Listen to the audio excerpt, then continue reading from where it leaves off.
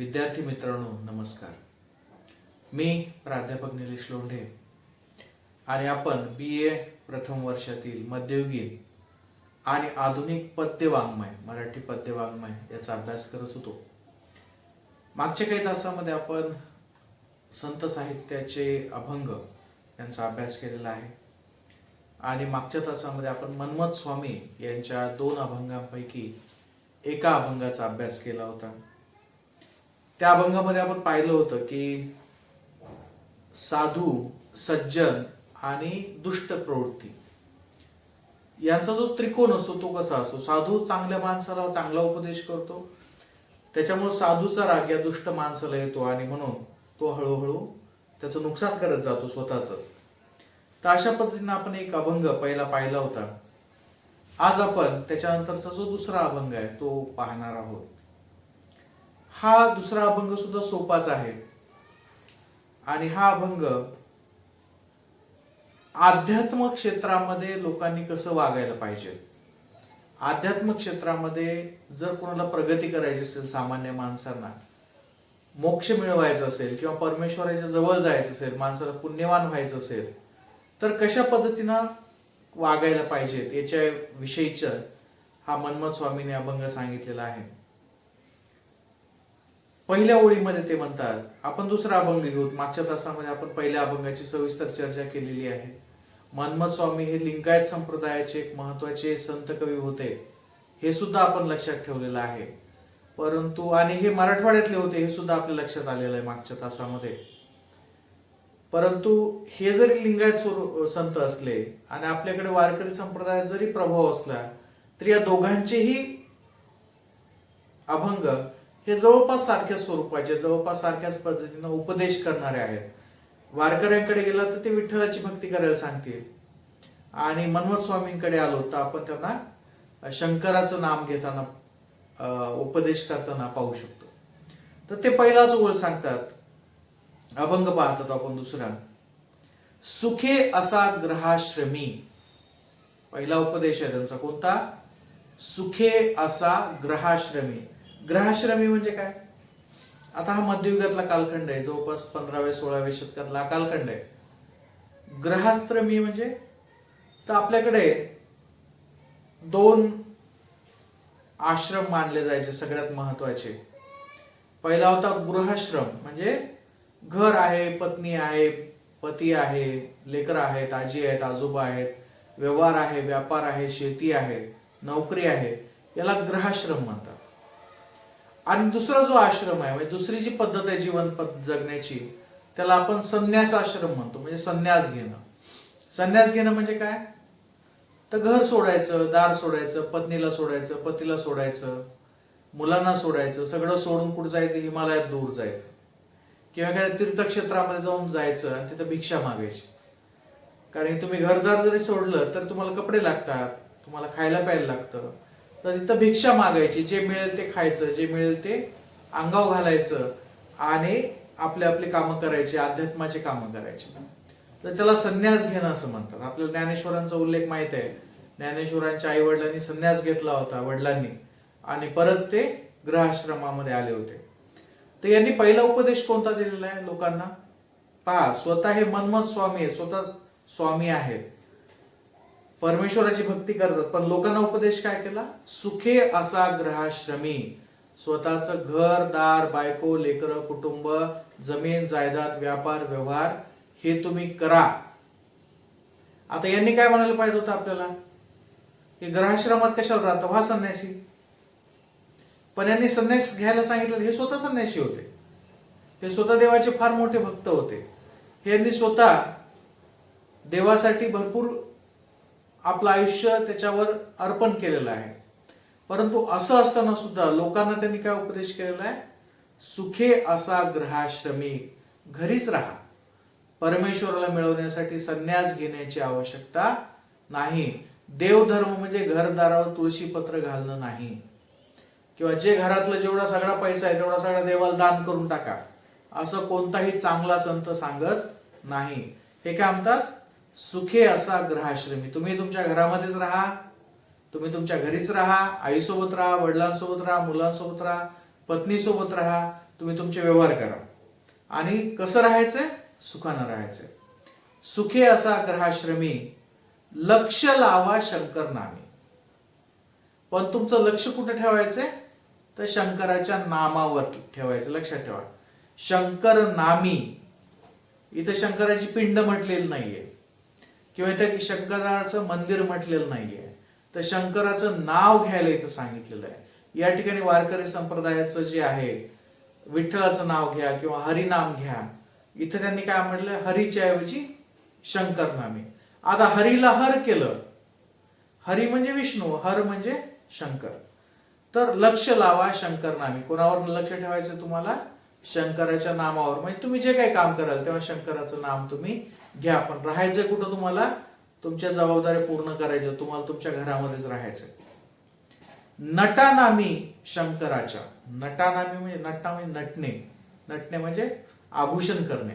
नटणे म्हणजे मेकअप करणे. आलं लक्षात? सुंदर दिसण्यासाठी जे जे केलं जातं त्याला नटणे असं म्हणतात. तसंच तुम्हाला कशाला नटायचंय? तुमचं ग्रहाश्रम कशाला नटवायचंय? तर शंकराच्या नावानं. नटा नामी शंकराच्या. फक्त शंकराचं नाव घ्यायचंय. आलं लक्षात? आणि नटा म्हणजे त्याच्याशी एकरूप व्हायचंय. त्याच्यासोबत तुम्हाला मनापासून एकरूप होता आलं पाहिजे. त्याला आपण नटानामी शंकराच्या असं म्हणतात. आपदा चुकवा भयाच्या. आपदा म्हणजे जे तुमच्यावर संकट आहेत, जे भीतीदायक प्रसंग तुमच्यासोबत घडून येणार आहेत, त्याच्यापासून तुम्हाला जर मुक्ती मिळवायची असेल तर तुम्हाला काय करावं लागेल? नटानामी शंकराच्या. तुमचं मन जे आहे, तुमची बुद्धी जी आहे, ते तुमचे विचार जे आहेत ते कुणाशी संबंधित असले पाहिजेत? कुणाविषयी तुम्हाला श्रद्धा असली पाहिजे? कुणाविषयी तुम्हाला भक्ती असली पाहिजे? तर नामाविषयी. कोणाच्या नामाविषयी? तर शंकराच्या नामाविषयी तुम्ही स्वतःला झोकून द्या. स्वतःच्या आजूबाजूला सगळं शंकराचं नाम घ्या. काय होईल? तुमच्या आयुष्यात येणारी सगळी संकट काय होतील? दूर होत जातील. असं त्यांनी म्हटलेलं आहे. नटानामी शंकराच्या, आपदा चुकवा भयाच्या. तुमच्यावर जे ज्या संकट येणार आहेत, तुम्हाला जे जे भय वाटणार आहे ज्या ज्या गोष्टीचं, त्याच्यापासून तुमची सगळी सुटका होईल. संसार धंदा सर्व करा. हा फार मोठा उपदेश कोणी केलेला? तर मनमोहन स्वामीने केलेला आहे. असाच उपदेश तुकारामाने सुद्धा केलेला आहे. असाच उपदेश नामदेवाने सुद्धा केलेला आहे. असाच उपदेश संत ज्ञानेश्वरांनी सुद्धा केलेला आहे. चोखामेळा, सेनानावी, गोरा कुंभार या सगळ्यांनी हा एक उपदेश केलेला आहे. कोणता उपदेश? संसार धंदा सर्व करा. तुमची जबाबदारीपासून तुम्हाला पळता येणार नाही. म्हणजे तुम्ही परमेश्वराचं नाव घेऊन घरदार सोडून फिरायला चालले, तसं जमणार नाही.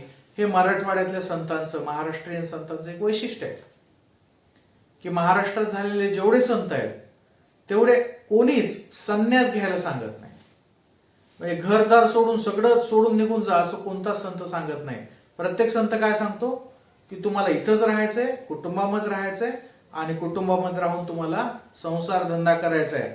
म्हणून हे म्हणतात संसार धंदा सर्व करा, ध्यानी निज ध्यास धरा. तुम्हाला परमेश्वराला मिळवायचं आहे ना, तर तुम्हाला संसार धंदा करावाच लागेल. फक्त काय करायचं? ध्यानी निज ध्यास धरा.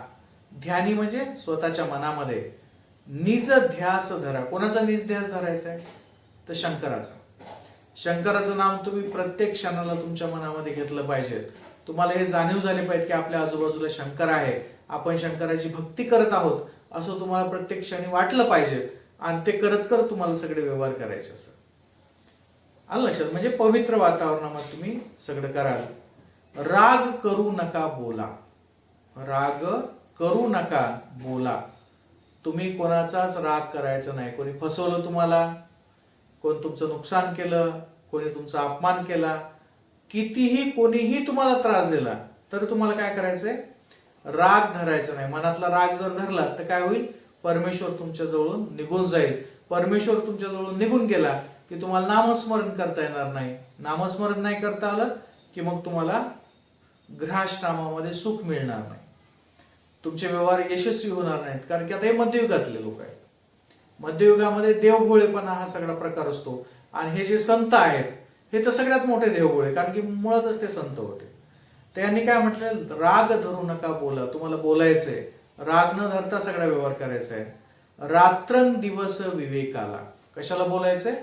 विवेकाला. विवेक म्हणजे डोकं शांत ठेवायचंय आणि विवेक जागृत ठेवायचा आहे. विवेक कशाचं जागृत ठेवायचं आहे? पहा, बदमाश माणसं जास्त विवेकी असतात आणि चांगले माणसं जास्त रागीट असतात असं समजलं जातं. शांतपणे एखाद्याची मुंडी मोडली जाते, एखाद्याला व्याजानं व्यवहार केला जातो, शांतपणे कोर्टात एखाद्याला फसवलं जातं, शांतपणे बैठकीमध्ये एखाद्याचं हे केलं जातं. आलं लक्षात? तर हे काय म्हणतात? विवेक. विवेक कोणता? तर इथं म्हटलेलं आहे विवेक म्हणजे चांगलं आणि वाईट हे तुम्हाला समजलं पाहिजे. सत्य आणि असत्य हे तुम्हाला समजलं पाहिजे. काय खरं आणि काय खोटं हे तुम्हाला समजलं पाहिजे. आपल्यामुळे कोणाला त्रास होईल का किंवा कोणी दुखावलं जाईल का हे तुम्हाला समजलं पाहिजे. म्हणून ते म्हणतात राग धरू नका बोला, रात्रंदिवस विवेकाला. विवेक हा तुमच्या सोबत असला पाहिजे. तुम्हाला कोणासंग बोलायचंय? तर स्वतःच्याच विवेकासोबत बोलायचंय. म्हणजे असं म्हणतात की माणसामध्ये दोन बुद्धी असतात, माणसाची दोन मनं असतात. एक मन म्हणतं हे करा, दुसरं मन म्हणतं ते नका करू. परस्पर विरुद्ध असे मन असतात. तर यांनी सांगितले की एक विवेकाचं मन असतं जो स्थिर असतो, या तिन्हीच्या पलीकडे असतो, या दोन्हीच्या पलीकडे असतो आणि तो ठरवतो तुम्हाला की काय चांगलं आणि काय खरं हे तुम्हाला सांगत असतो. दुसरं मन व्यावहारिक पद्धतीनं चालत असतं. तर हा म्हणतोय राग करू नका बोला, रात्रंदिवस विवेकाला. जो काय प्रसंग येईल तुमच्या आयुष्यामध्ये तर स्वतःच्या विवेकाला विचारायचं की हे ठीक आहे का आपण जे करतोय ते, आणि नंतर मग ते करायचं. आणि शेवटी ते म्हणतात मनमत म्हणे संता लागी, एवढी विनंती परिसा वेगी. आता मनमत स्वामी कुणाला विनंती करतायत? मनमत म्हणे संता लागी. कुणाला म्हणतायत ते? संतांना म्हणतायत. एवढी विनंती परिसा वेगी. एवढी विनंती परिसा वेगी म्हणजे एवढी विनंती तुम्ही लवकरात लवकर माझी मान्य करा. आता इथे गंमत अशी आहे की मनमत स्वामी हे शंकराचे भक्त आहेत आणि कवितेच्या शेवटी, या अभंगाच्या शेवटी त्यांना विनंती कोणाला केलेली आहे? तर ते विनंती करतायत संतांना. असं कसं काय? त्यांनी कोणाला विनंती करायला पाहिजे होती? शंकराला विनंती करायची पाहिजे होती, कारण त्यांचा आराध्य दैवत शंकर आहे. परंतु मग त्यांनी संतांना विनंती का केली असेल? कारण की त्यांचं इथे एक महत्वाचं आहे गोष्ट. त्यांचं म्हणणं आहे की परमेश्वरापेक्षाही संत महत्वाचे, कारण की हे जे सगळं घडून आणणारे लोक आहेत हे संत आहेत. या संतांच्या सानिध्यामध्येच आपल्याला ही गोष्ट, हा विवेक, हा निजध्यास, हा शंकराचं नामस्मरणाचं महत्व हे कुणाकडून समजलेलं आपल्याला? तर संतांनी सांगितलेलं आहे. संतांनी सांगितलं म्हणून ते समजलं. आणि म्हणून म्हणतात की संतांना माझी एवढीच विनंती आहे की एवढं मला सक्षम बनवा, एवढं या सगळ्या लोकांना सक्षम बनवा. कुणी? तर संतांनी हे काम करायचंय. आलं लक्षात? तर अशा पद्धतीनं हा एक अभंग आहे. अभंग अतिशय सोपा आहे, अतिशय सुटसुटीत आहे, परंतु याचा जो मतितार्थ आहे तो अतिशय मोठा आहे. आता याच्यातला सगळ्यात मोठा मतितार्थ हा आहे की मनमत स्वामी यांनी लोकांना दैनंदिन जीवन जगण्याचा उपदेश केलेला आहे. दैनंदिन जीवनामध्ये तुम्हाला कुटुंबातील जबाबदाऱ्या सोडून अध्यात्म करायचं नाही हे त्यांनी समजून सांगितलं. हा फार मोठा भाग आहे, कारण की शक्यतो देवधर्म म्हणले की घर सोडायचं, तीर्थयात्रेला जायचं, इकडं पळायचं तिकडं पळायचं. पळण्यामध्ये काही महत्वाचं नसतं. तुम्ही जगामध्ये कितीही पळालात, देवाला शोधण्यासाठी, यश मिळवण्यासाठी कुठेही गेलात, तरी शेवटी तुमचं यश आणि तुमचा परमेश्वर हा कुठं असतो? तुमच्या घरात असतो, तुमच्या जवळ असतो. आणि मग दुसऱ्याकडे पळण्यात काही अर्थ नाही, संन्यास घेण्यात काही अर्थ नाही, घरादारावर तुळशीपत्र सोडवण्यात सुद्धा काही अर्थ नाही. जे काय करायचंय ते तुम्हाला संसारामध्ये जाऊनच करायचंय, घरादारामध्ये करायचंय. आणि हे कशाच्या साहाय्याने करायचंय? तर केवळ नाम घ्यायचंय. कोणाचं? शंकराचं. या ठिकाणी कोणाचं नाव घ्यायला सांगितलं त्यांनी? शंकराचं नाव घ्यायला सांगितलंय. राग करायचा नाहीये, सतत स्वतःची विवेक बुद्धी जागृत ठेवायची. हे एका पद्धतीने पर्सनॅलिटी डेव्हलपमेंटच आहे. तुमचं व्यक्तिमत्व विकासच आहे की तुम्हाला कशा पद्धतीनं सुखानं राहता येईल. तर सुखानं राहण्याचा पहिला भाग कोणता आहे? की तुम्ही व्यवहार करा, कुटुंबामध्ये राहा, आई वडील भाऊ बहीण मित्र परिवारामध्ये राहा. दुसरा भाग आहे की तुम्हाला राग येऊ नका, असं नेहमी विवेकाला विचारा. नेहमी विचार करा की आपण जे करतोय ते चूक आहे का बरोबर आहे हे विचारा. आणि शेवटी तुम्ही कुणाच्या सोबतीत राहिलं पाहिजे? संतांच्या सोबतीत. जो तुम्हाला चांगलं मार्गदर्शन करतो त्याच्या सोबतीत त्याचं ऐकलं पाहिजे. आणि अशा पद्धतीनं मन्मथ स्वामी यांचा हा दुसरा अभंग इथं संपलेला आहे. आपण या दोन्ही अभंगांचं सविस्तर विश्लेषण पाहिलेलं आहे. तर मन्मथ स्वामींचे हे दोन अभंग इथं आपण पाहिले. याचा आपण आस्वादक स्वरूपातला थोडासा अर्थ सुद्धा समजून घेतला. आता याच्यावरचे जे प्रश्न आहेत ते तुम्ही लिहून घ्यावेत. प्रश्न तुम्ही लिहून घेत चला. याच्यावरचा पहिला जो प्रश्न आहे तो आहे, प्रश्न क्रमांक 1, साधूच्या वचनामुळे वाईट व्यक्तींना कसा त्रास होतो? साधूच्या वचनामुळे वाईट व्यक्तींना कसा त्रास होतो? किंवा साधूच्या वचनामुळे